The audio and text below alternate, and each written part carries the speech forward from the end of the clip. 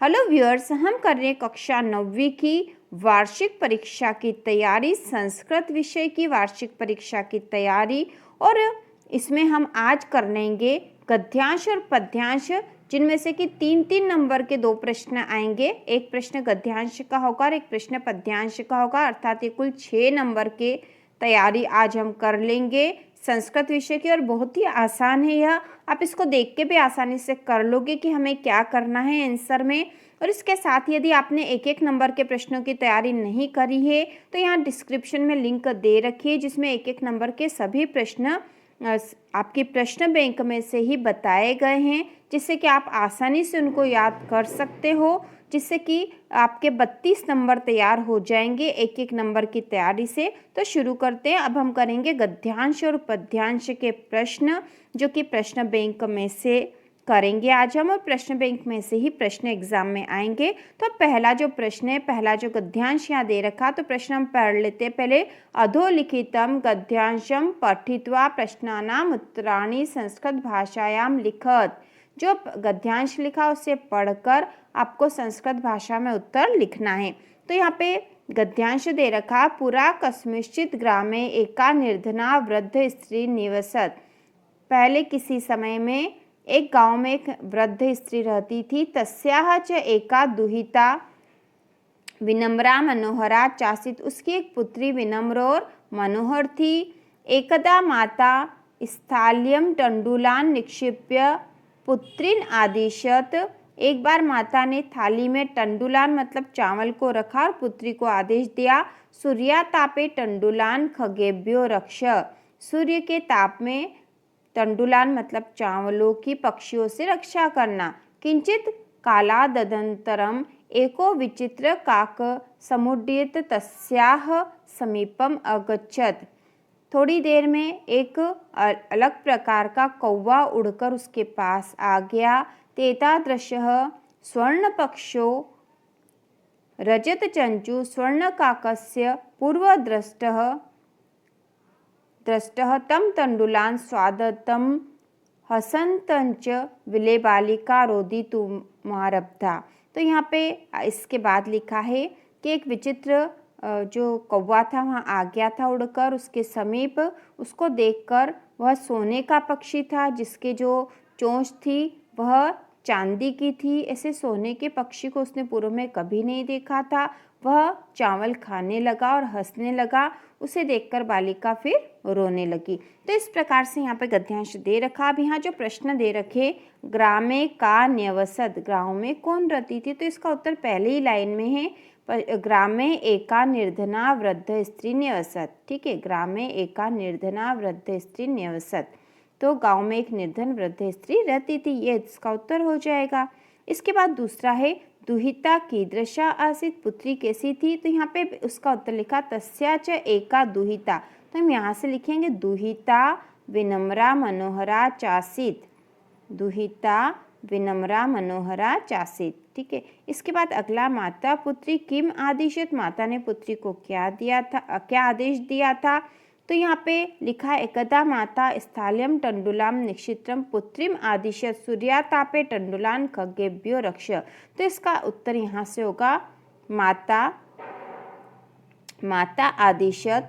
ठीक है, यहाँ पे पुत्रीम के स्थान पर हम सीधे लिखेंगे माता पुत्रीम आदिशत। ठीक है, यदि प्रश्न के अनुसार लिखे तो हमें यहाँ से ऐसा लिखना चाहिए, माता पुत्रीम आदिशत से यहाँ से आ जाएगा सूर्यातापे तंडुलान खगेभ्यो रक्ष। ठीक है, और यदि आपको प्रश्न से समझ में नहीं आती तो आप सीधा यहाँ से लिखो पुत्रीम आदिशत सूर्यातापे तंडुलान खगेभ्यो रक्षते, इसका उत्तर हो जाएगा। बिल्कुल राइट है, आपको पूरे अंक इसके मिलेंगे। तो इस प्रकार यह गद्यांश बहुत आसान था, आप आसानी से कर लोगे। इसके बाद अब हम अगला गद्यांश देखते हैं। तस्य च ग्रहे लोह घटिता पूर्व पुरुषोपार्जिता तुला आसीत ताम च कस्यचित् श्रेष्ठिनो ग्रहे निक्षेप भूताम कृत्वा देशांतरम प्रस्थित। उसके घर पर पूर्व पुरुषों के द्वारा अर्जित लोह की एक तुला, ठीक है, तुला थी, और जिसे वह जब वो देशांतर मतलब विदेश जा रहा था तो किसी सेठ के यहाँ घर पे रख गया था। ततः च सुचिरं कालं देशान्तरं यथेच्छया भ्रान्त्वा पुनः स्वपुरम् आगत्य तं श्रेष्ठिनम् अवदत्, भो श्रेष्ठिन देतामैसा निक्षेपतुलं स्व अवदत्। तो जब वो वापस विदेश से घूमकर वापस आ गया था, तब वह सेठ के पास वापस गया और उसने कहा कि मुझे मेरी तुला दे दीजिए। भोः नास्ति सा त्वदीयां तुला मूषकः भक्षिता। तब उस सेठ ने कहा कि वह तो नहीं है, उसे चूहे खा गए। ठीक है, तो इस प्रकार का यह गद्यांश लोह तुला नामक पाठ का है यह। तो प्रश्न यहाँ पे दे रखा है तुलाम कीदृशी आसीत, तुला कैसी थी। तो यहाँ पर हम लिखेंगे तुलाम कीदृशी आसीत, तो हम लिखेंगे लोह घटिता पुरुषोपार्जिता तुला आसीत। ठीक है, तुला कैसी थी, पूर्व पुरुषों के द्वारा अर्जित और लोहे की थी।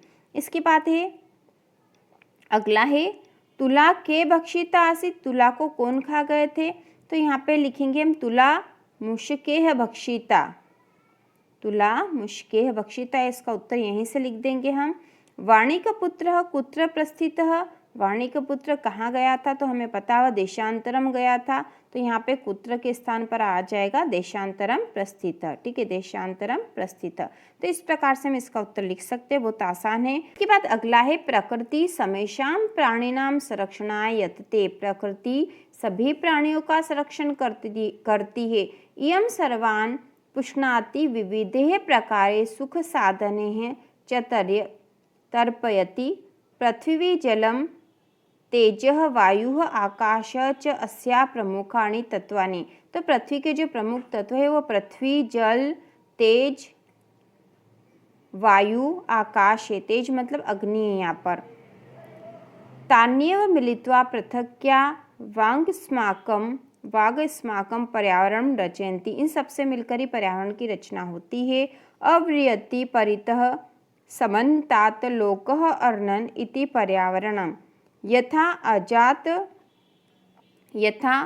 अजात शिशु मातृशभी सुरक्षित, जिस प्रकार अजन्मा बच्चा अपनी माँ के गर्भ में सुरक्षित रहता है, तिष्ठति तथैव मानवः पर्यावरण कुक्षे, इसी प्रकार से जो मानव है पर्यावरण की गोद में सुरक्षित रहता है। तो अब यहाँ जो प्रश्न दे रखे हैं उनके हम उत्तर देख लेते हैं। तो पहला है प्रकृति केशाम संरक्षणाय यतते, तो इसका उत्तर पहली ही लाइन में दे रखा, देखो पहली ही लाइन में इसका उत्तर दे रखा है प्रकृति समेषाम प्राणिनाम संरक्षणाय यतते। तो इसका उत्तर हो जाएगा पहली लाइन में ही उत्तर है। इयं कान पुष्णाति, तो यहाँ पे इसका उत्तर भी दूसरी लाइन में है। इयं सर्वान् पुष्णाति विविधो प्रकारे सुख साधने च तर्पयति। ठीक है, यहाँ तक इसका दूसरा उत्तर है, दूसरे नंबर का उत्तर यहाँ से यहाँ तक हो गया है। अब अगला है अस्या प्रमुखानि तत्वानि कानि, तो तीसरी लाइन ही इसका उत्तर हो गया। ठीक है, प्रमुख तत्व है पृथ्वी, जलम, तेजः, वायु, आकाश च अस्या प्रमुखा तत्वानि। ठीक है, तो बहुत आसान है। जो पहला प्रश्न है इसका उत्तर पहली लाइन में ये वाला, ठीक है, पहले का उत्तर है। जो दूसरा प्रश्न है इसका उत्तर दूसरी लाइन में ही आ जाएगा, यहाँ से दूसरे का उत्तर है। ठीक है, यहाँ तक। इसके बाद जो तीसरा प्रश्न है उसका उत्तर तीसरी लाइन में यहाँ से पृथ्वी से तत्वानी तक तीसरे का उत्तर हो जाएगा। तो इस प्रकार ये बहुत आसान है। गद्यांश तीनों हमने कर लिए हैं। गद्यांश 3 नंबर का आपके एग्जाम में आएगा और बहुत आसान है। इसके बाद हम करेंगे पद्यांश, जिसमें कि पद्यांश यह भी 3 नंबर का आएगा। तो इसमें पहला है व्रतम यत्नेन संरक्षेदः वित्तमेपि च याति च अक्षिणः वित्तक्षिणो व्रतस्तु हतो हत। तो यहाँ पे पहला जो है किम यत्नेन संरक्षण, किम यत्नेन संरक्षण, तो इसका उत्तर आ जाएगा व्रतम यत्नेन संरक्षित। ठीक है, पहले का उत्तर है व्रतम यत्नेन संरक्षित, व्रतम यत्नेन संरक्षित, ये पहले का उत्तर हो गया। उसके बाद अगला है कस्मात् क्षीणः मानवः हता। तो यहाँ पे इसके उत्तर में कस्मात् के स्थान पर आएगा व्रतम। ठीक है, व्रतम, व्रतम क्षीणः मानवः हता। ठीक है, व्रतम क्षीणः मानवः हता। तो कस्मात् के स्थान पर आ जाएगा व्रतम, क्योंकि यहाँ व्रतम की बात हो रही थी। इसके बाद तीसरा है कम येति याति च, कम याति च, तो वित्तमेपि च याति च। ठीक है, वित्तमेपि च याति च, ये तीसरे का उत्तर है। यहाँ पर ये तीसरे का उत्तर है। पहला है किम यत्नेन संरक्षण, तो पहले का उत्तर यहाँ है वृत्तम यत्नेन संरक्षणे, पहले का उत्तर है। इसके बाद है कस्मात् क्षीण मानवः, तो कस्मात् के स्थान पर आ जाएगा वृत्तम, ठीक है, वृत्तम आ जाएगा यहाँ पर, हमें ध्यान रखना है इसमें वृत्तम आएगा यहाँ पर, बाकी जैसा प्रश्न है वैसा ही। और तीसरा है कम याति च, तो इसका उत्तर है वृत्तमेपि च याति च, तीसरे का उत्तर यहाँ आ जाएगा। अब अगला हम देखते हैं, अगला जो पद्यांश है वह है प्रिय वाक्य प्रदानेन सर्वे तुष्यन्ति मानवाः तस्मात् तदेव हि वक्तव्यं वचने च दरिद्रता।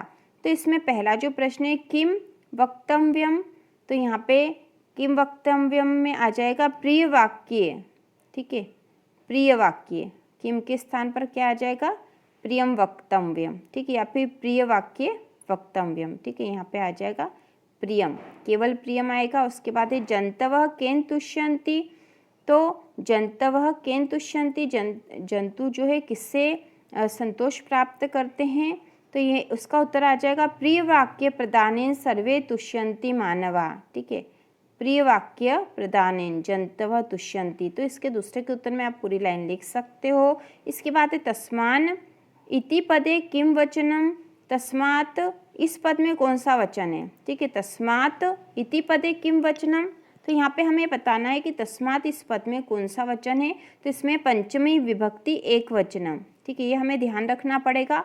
तस्मात् इस पद में कौन सा वचन है, तो इसमें पंचमी विभक्ति एक वचन है, पंचमी विभक्ति और एक वचन है।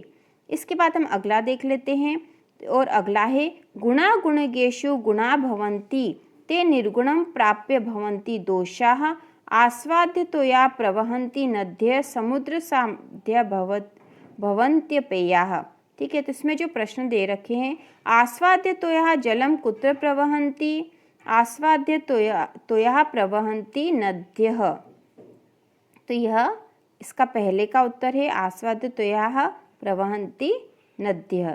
इसके बाद दूसरा है जलम भवन्तपेया कुत्र भवति, तो इसका उत्तर हो जाएगा समुद्रम आसाद्य भवन्तपेयाः, ठीक है, दूसरे का उत्तर यहाँ और क्या है दूसरे का उत्तर है, और ये जो है ये लाइन जो है पहले का उत्तर थी। इसके बाद है गुणकेषु इति पदे कह धातु वचनम अस्ति, तो गुणकेषु इसमें कौन सी धातुर वचन है, तो ये हमें याद रखना पड़ेगा, इसमें है सप्तमी विभक्ति बहुवचन, ठीक है, गुणकेषु इति पदे कह धातु वचनम, तो इसमें है सप्तमी विभक्ति है और बहुवचन है, ठीक है, सप्तमी विभक्ति बहुवचन है यहाँ पर, यह हमें याद रखना पड़ेगा। गुणकेषु में सप्तमी विभक्ति और बहुवचन है, क्योंकि प्रश्न बैंक में से ही अधिकतर प्रश्न आएंगे, और यदि ये प्रश्न आते हैं तो हमें इसको ऐसे ही याद कर लेना है कि गुणकेषु में सप्तमी विभक्ति और बहुवचन है। तो इस प्रकार हमने गद्यांश और पद्यांश कर लिए हैं। इसके अगले वीडियो में हम आगे के प्रश्न करेंगे जो कि आपके एग्जाम में आ सकते हैं। तो इसी प्रकार के और वीडियो देखने के लिए चैनल को सब्सक्राइब कीजिए।